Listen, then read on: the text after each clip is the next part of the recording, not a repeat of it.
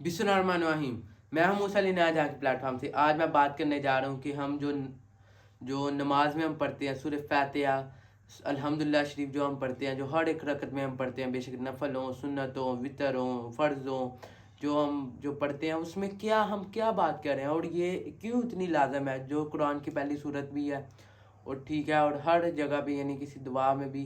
तो मैं एक नमाज़ पढ़ा था तो मेरे जहन में ख्याल आया कि मैं इसको देखूंगा और इसके ऊपर जो ज़रा वो ज़रूर एक वीडियो बनाऊंगा। तो आज मैं आप सारी जो मेरी डिस्कशन है वो अल्हम्दुलिल्लाह शरीफ के ऊपर होगी। जो कि जब से मैंने यानी नमाज़ पढ़ते हुए मुझे ख्याल आया और मैंने जब देखा ना ये, तो मेरी आप यकीन माने कि मेरी नमाज़ पढ़ने की मोटिवेशन इतनी ज़्यादा बुलंद होगी कि मैंने हर सूरत में नमाज़ पढ़नी है, कि जब मैंने अल्हम्दुलिल्लाह शरीफ का तर्जुमा देखा। तो आज मैं वो ही आपसे डिस्कस करूँगा।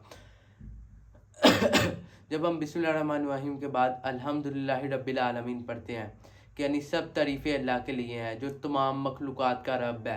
यानी इसमें हम अल्लाह ताला की हम दुसना बयान करें कि जो तमाम मखलूक़ात का रब है, सब वो एक वाहिद अल्लाह है। फिर उसके बाद हम पढ़ते हैं अर्रहमानिर्रहीम, जो कि बड़ा मेहरबान नहायत ही रहम करने वाला है। ये हम पढ़ते हैं, जिसमें भी हम अल्लाह ताला की तारीफ़ बयान करें। फिर उसके बाद पढ़ते हैं हम मालिक यौमिद्दीन, के इंसाफ के दिन का हाकिम है, यानी जो क़यामत के दिन के इंसाफ है वो अल्लाह ताला हाकिम है। फिर इससे हमें ये भी एक कॉन्सेप्ट क्लियर हो जाता है कि अगर हम किसी भी सूरत में इंसाफ पे हैं, हक़ पे हैं, तो अल्लाह हमारे साथ है। इससे फिर उसके बाद हम पढ़ते हैं इय्याका नअबुदु, कि हम तेरी ही इबादत करते हैं, वो इय्याका नस्तईन, और तुझसे ही मदद मांगते हैं। इय्याका नअबुदु व इय्याका नस्तईन, इय्याका नअबुदु तक हम तमाम जो है ना वो अल्लाह ताला की हम्दो सना और तारीफ़ें बयान करते आ रहे हैं कि अल्लाह ताला इंसाफ के दिन का हाकिम है, बड़ा रहमानुर रहीम है, तमाम मखलूक़ात का रब है। फिर उसके बाद हम जब व इय्याका नस्तईन, यानी कि हम तेरी ही और तुझसे ही बात यानी तेरी ही मदद मांगते हैं। ठीक है, कि यानी इसमें जो इंसान जो अल्लाह ताला की तारीफ़ें हमदे से नया बयान कर रहा है, फिर उसके बाद अल्लाह ताला से मांग रहा है और तुझसे ही मदद मांगते हैं। फिर उसके बाद हम बोलते हैं इहदिनस सिरातल मुस्तकीम, कि अल्लाह ताला हमें सीधे रास्ते की रहनुमाई फरमा, हमें सिराते मुस्तकीम के रास्ते पे लगा के, यानी हमें जो है ना वो सीधे रास्ते पे लगा, हमें नेक रास्ते पे लगा।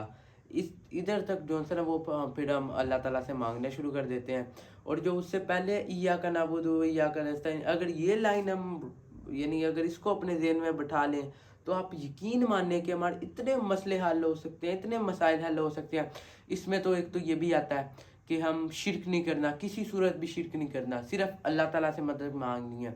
और दूसरा कि हम जितने कारोबारी लोग हैं, यानी कोई भी बंदा ना, वो हर मामले में हमारा जो एक मसला है, जो सबसे बड़ा मसला है, जो मैं इसको सबसे बड़ा मसला समझता हूँ, कि हम लोग ना सबब असबाब पे यकीन रखते हैं। असबाब का पता है ना, कि नहीं हम कहते हैं कि यार जी वो फलाने से मैं मदद मांगूंगा, वो फलाना मुझे ऐसे कर देगा।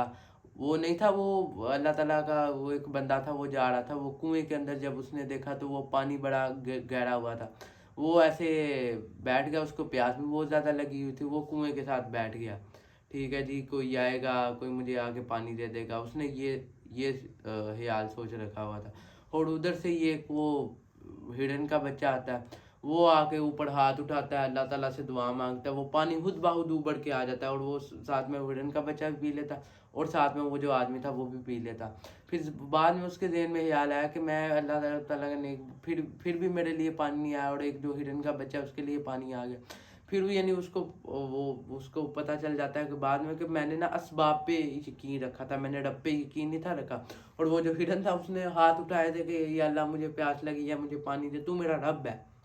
ठीक है। ये इससे जो एक क्लियर हो जाता है। फिर हम कोई भी काम देख लेना, अब मैं फ़र्ज़ करें मेरा वालिद है, मैं उससे कोई भी चीज़ मांगूंगा, तो मैं उसको अगर ये कह दूंगा ना कि मैं आपसे इसलिए मांग रहा हूँ क्योंकि आप मेरे वालिद हैं, तो ऐसा होगा नहीं कि कोई चीज़ मुझे देना।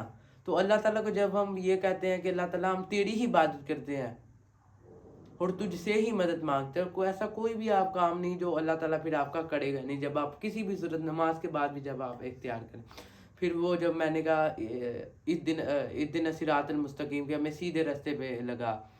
फिर सिरातल लजीना अनअमता अलैहिम गैरिल मगदूबी अलैहिम वलद्दालिन आमीन, कि अल्लाह ताला हमें उनके रास्ते पे लगा जिनको तूने इनामात बख्शे थे, ना कि उनके जिनको तूने جن پہ تُنے غضب اور جون سا نا وہ جن کو جو گمراہ ہوئے ہمیں ان کے رستے پہ نہ لگا، یعنی عیسائی ہمیں ان کے رستے پہ لگا جن کو تُنے انعامات بخشے، جن کو تُنے انعام دیے۔ اس میں جب ہم یہ کہہ رہے ہیں کہ اللہ تعالیٰ ہمیں ان کے رستے پہ لگا کہ جن کو یعنی اللہ تعالیٰ نے انعام دیے، جس طرح نبی کریم صلی اللہ علیہ وآلہ وسلم ہے، ہمیں ان کے رستے پہ لگا، اللہ تعالیٰ سے یہ بھی ہم مانگ رہے ہیں کہ اور نہ ہی ان کے عیسائیوں کے رستے پہ لگا۔